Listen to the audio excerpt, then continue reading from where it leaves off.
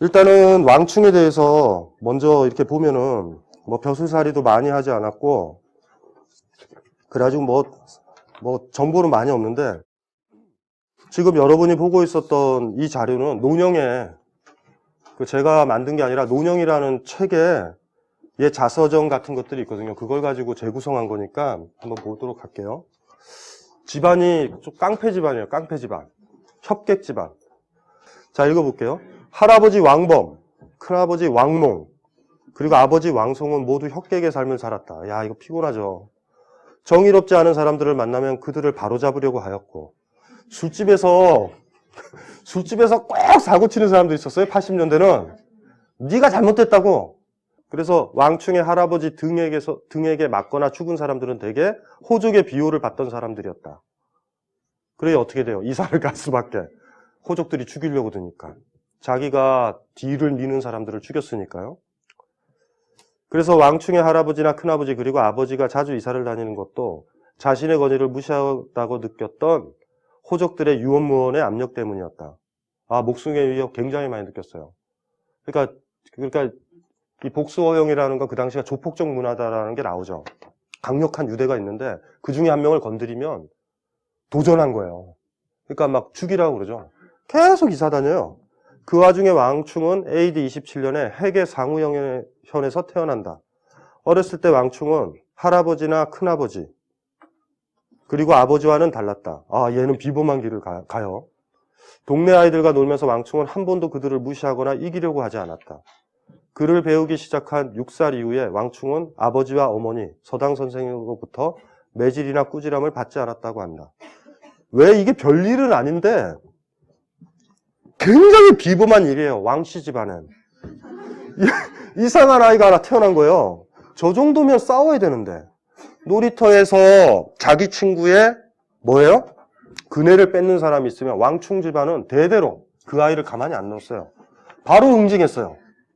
때때로 맞기도 했지만. 근데 왕충은 안 그래요. 그거 가지고 시비를 안 걸어요. 그러니까 아버지들도 좀 당혹스럽죠. 삼촌, 할아버지도 다 얘를 보면서 이런 거죠. 얘는 뭐가 되려고 이렇게 비겁한가.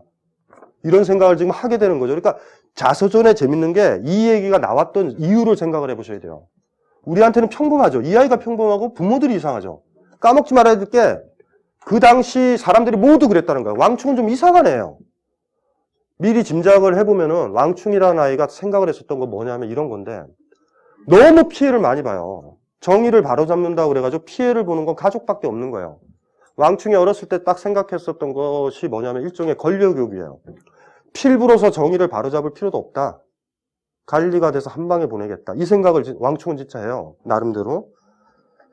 그래서 글을 배우기 시작한 6살 이후에 왕충은 아버지와 이게 읽었고요. 표면적으로 왕충은 자신의 가족들의 협객적 삶을 부정하는 것처럼 보인다.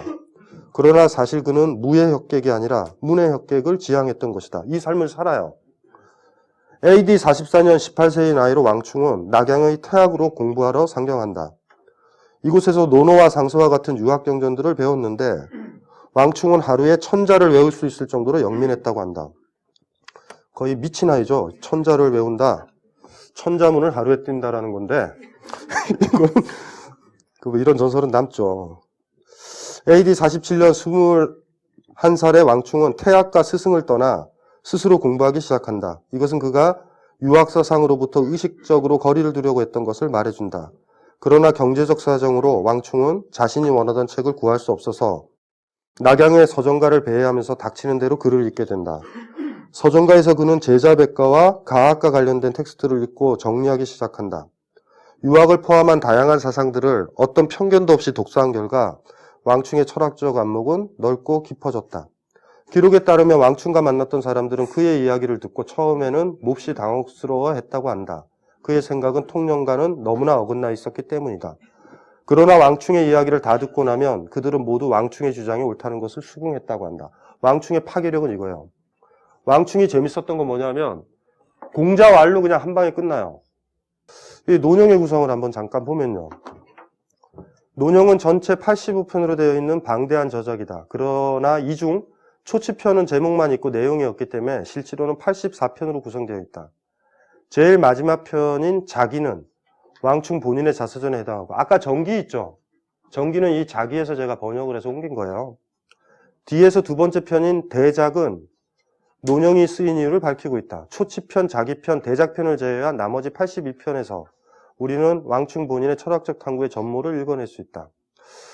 논형을 다 읽어볼 수 없으니까 84편 중에서 제가 한 8개 편만 먼저 소개를 시켜드리면, 요 편은요, 아까 얘기했던 소나무에서 나온 그 번역서가 있다 그랬죠. 도서관에는 있거든요. 도서관에 체크해 보시면 이 8편은 번역이 돼 있으니까 복사해서 한번 보셔도 돼요. 문공편과 자맹편. 공자에 대해서 힐문했다. 공자에 대해서 물었다. 문공. 자맹. 자는 찌를 자자니까 맹자를 비판했다라는 거예요. 공자와 맹자에 대한 비판적 성찰. 황당한 거죠. 당시가 이데올로기가 마치 이거는 북한에서 주체 사상을 비판하는 거랑 똑같은 거예요. 이거는 그 당시 시대 분위기를 봐야 되거든요. 편 보세요. 얼마나 도정적이에요. 공자에게 너 잘했냐 잘못했냐를 따져 묻는 거랑 맹자를 비판하는 편이에요. 자라는 건 찌를 자자거든요. 다음에 자연편과 물세편. 목적론적 사유를 비판한다. 나중에 요 얘기는 우리가 논형 구절을 통해서 이제 볼 거고요. 행우편과 봉우편. 실천적 우발성을 주장하는 편. 요것도 조금 이따 볼 거고. 논사편과 정기편. 사후 존재의 부정이요. 귀신 부정해요. 단호하게. 단호하게 부정해요. 뭐 여러 가지 뭐 있고 뭐 부정하는 거에 논증이 좀 허접한 것도 많아요. 지금까지 죽었던 쪽수를 보면 귀신이 너무 많지 않니? 이런 진부한 논증도 있는데 사실은 이거는 항상 천국의 딜레마예요. 천국의 딜레마. 너무 많이 죽었는데 그 사람들은 어찌 살까? 예? 주상복합을 짓고 천국에서 살까? 이런 문제는 심각한 문제예요. 실질적으로는. 물론 이제 몇몇 영혼은 어떤 물질이 아니기 때문에 대충 모여서 산다. 그래도 여전히 그림은 잘 안 그려져요. 너무 많으니까. 그러니까 이런 논증서부터 막 5만 가지 얘기를 해요. 나름대로. 그래서 이제 사후 존재를 부정을 하죠. 이건 굉장히 사실 중요한 문제예요. 사후 존재를 부정을 하게 되면 뭐가 생겨요? 왜 사후 존재를 부정해야 되는지 아세요? 사후 존재를 부정을 해야 우리 삶으로 우리가 올 수 있어요. 사후에 어떤 세계가 있다라고 그러면 우리 삶은 죽어요. 왕충이라는 사람의 매력적인 게 뭐냐면 2000년 전에 이미 이쪽에 한 표를 던진 사람이 나온 거예요. 드디어. 수양의 논리가 뭐예요? 금육의 논리가 뭐예요? 먹지 마라. 아, 다이어트. 다이어트 하시는 분들 있죠, 여기. 바보같이 내일을 꿈꾸면서. 그쵸? 내일을 꿈꾸면서. 다이어트 하시는 분 손 들어봐요. 다이어트 하시는 분들 있죠? 있어요? 따님 다이어트 해요? 지금은 안 해요. 드세요. 지금 못 먹은 거는요. 아, 주자가 그런 얘기 했죠. 주자가 뭐라고 그랬죠? 오늘 뭐 하지 못한 거는 뭐 어쩌고. 아니. 그 넘어가서 요 표대로 모든 삶을 관철시켜야 돼요. 여기서 당당함을 얻어요. 맛있는 거 드세요, 많이. 마구. 내일은 없어요. 뭔지 아시죠? 이해되시죠? 계속 드시고, 계속 주무시고, 하고 싶은 대로 해요. 이해되시죠? 근데 사회는 그렇게 안 해요. 시험 날짜를 정해둘 거고요. 그날로 마칠 거고요. 월급날이 오도록 되고요. 저축해야 되고요. 학점 받고요. 그 어떤 미래가 보이게 해줘요. 대학생 생활이 왜 우울한지 아세요? 지금 아이들 취업 때문에. 취업 때문에. 취업해야 되니까. 지금 못 놀잖아요. 기타도 못 치고. 대학이 유일하게 배짱이들을 양산했던 시간이거든요. 다들 1학년 때 저희 80년대는 뭐였냐면 기타 배우려고 그랬어요. 다 애들이 배짱이들이에요. 강의 안 듣고 조금만 있으면 너의 침묵에 메마른 나의 입술을 칠 수 있을 거라며 되게 그 노래에서 자초를 하는데 계속 기타 치죠. 지금은 아이들은요. 그걸 칠 때 지나가는 아이들이 토익 책, 탭스 책을 들고 지나가면서 보죠. 한 명이 제거됐다고. 이 싸늘한 느낌이에요, 애들이. 이건 뭐지? 기타를 치면 안 되겠네? 잘 생각을 해보셔야 돼요, 많이. 사회는요, 무조건 각인시킬 거예요. 내일이 있다고. 어머니들도 여러분한테 얘기해요. 내일이 있다고. 이럴 때 여러분들의 유일한 희망, 표가 뭔지 아세요? 우리에게 내일은 없다. 오늘 행복하지 못하면 이 행복이 못 살 거고. 나는 오늘 행복하기를 결정할 거고 내일이 또 오늘이 되면 또 행복하기를 결정할 거다. 주구장창 나는 불행은 못 참는다. 매번 행복할 거다. 그리고 나는 행복하게 죽을 거다. 내세 없다. 끝. 하긴 이렇게 노는 사람한테 내세가 있다면 이건 지옥이에요. 우리는 끝나는 거예요. 지옥을 선택하는 게 낫죠? 네, 없을 테니까 쿨하게 삶의 하나의 태도예요. 실천적으로도 이렇고 실제적으로 보면요. 이제는 2번을 보시면 돼요. 이 왕충이 쓰고 있는 전문 용어가 있는데 뭐냐면요. 2번 볼 거예요. 고자 있죠. 고자. 이게 이유, 까닭, 목적이기도 해요. 고가 있고 고라는 글자 쓰죠. 그 다음에 얘 전문 용어인데 우자. 만날 우자예요. 우자. 이건 그냥 마주침. 아까 기억나죠? 그냥 마주친 거. 마주침이에요. 삶도 그렇지만 우주도 그래요. 전 세계가. 왕충은 물어보는 거죠. 이분이 왜 태어났어요? 그냥 정자와 난자가 마주친 거예요. 아무것도 아니에요. 목적도 없어요. 아무것도. 안 마주칠 수 있었는데 마주친 거예요. 왕충의 설명법은 그거예요. 세상도 그래요. 이유가 없어요. 이거 한번 읽어볼게요. 유학자들은 하늘과 땅이 의도를 가지고 인간을 낳았다고 하지만 이 말은 허황된 것이다. 대체로 하늘과 땅이 길을 합할 때 인간은 우발적으로 저절로 생겨나는 것이다. 그것은 부부가 길을 합할 때 자녀가 저절로 생겨나는 것과 마찬가지이다.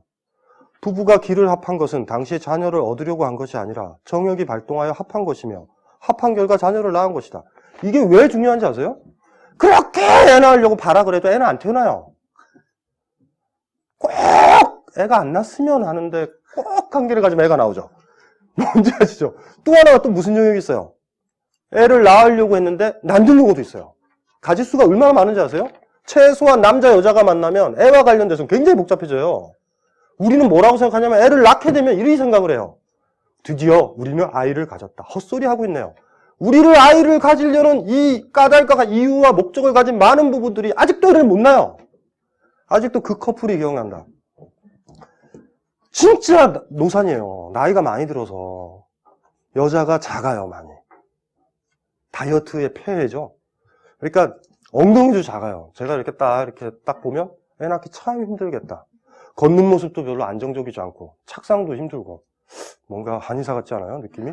근데 어쨌든 그렇게 바라 그래도 애가 안 태어나서 인공수정 있죠.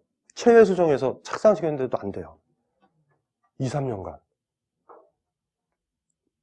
그 여자는, 특히 여자는 제가 아는데 그 여자는요, 남자가 중요한 게 아니에요, 사실은. 그 남자는 고른 거예요. 애를 낳기 위해서. 여자가 그럴 수 있어요? 나중에 결혼할 때. 뭔지 알죠? 본인이 시내림 정도 될 수 있어요. 내가 중요한 건 아이를 낳는 거예요. 그랬던 분 계시죠? 이제는 애를 낳아야 될 때다. 주변에 남자 괜찮은 애 없나? 이렇게 해서 결혼할 수도 있어요, 마음에 들면. 그러니까 특히 저는 알거든요. 물론 그 얘기를 표면적으로 하면 안 되죠. 저랑 사적으로 만났을 때 했던 얘기예요. 애를 낳고 싶다. 지금 만나는 사람 중에 그 중에 한 명과 결혼할 것 같다. 그리고 어떤 사람과 결혼을 한 거예요. 안 돼요. 포기를 했어요. 몇 번 하다가. 착상하려고 그러면 떨어지고 안 돼요. 근데 포기하고요. 커피 마시고 방탕하게 지냈는데 애가 들어선 거예요. 딱 보면서 뜻대로 안 돼요. 뜻대로 안 돼요. 가만히 보세요. 어떻게 돼요? 정자 수십 마리와 낭자가 마주쳐야 되잖아요. 난자에 도달했다라고 해서 그 마주침이 이루어져요? 안 이루어져요. 부부가 아무리 아이를 낳으려고 그러고 그래도 아이가 안 태어날 수도 있어요. 원하지 않아도 태어날 수도 있고요. 부모님들은 그러죠. 부모님 뭐라 그래요? 왜 너를 낳았냐? 왜 나를 낳았어요? 라고 그러면. 생기니까 진짜 쿨하게요? 네, 진짜. 진짜로요? 훌륭한 부모님이세요? 왕충을 읽으신 분이에요. 뭐라 그래요? 오만 전설을 만들어요. 왕충은 쿨하게 얘기하죠. 그냥 정욕이 발동해서 그때 관계를 가졌을 뿐이에요. 관계를 가졌다가 아이가 태어나는 건 아닌데 태어난 거예요. 더 넓은 세계가 보이시죠? 낳을 수도 있고 안 낳을 수도 있어요. 그렇게 태어나요. 목적을 가지지 않아요. 그죠? 목적을 가져도 아이는 안 태어나니까. 최선을 다해도. 목적을 안 가져도 아이는 태어나요. 세계는 그렇게 이루어진다라는 거예요. 당연히 이 세계에는 뭐예요?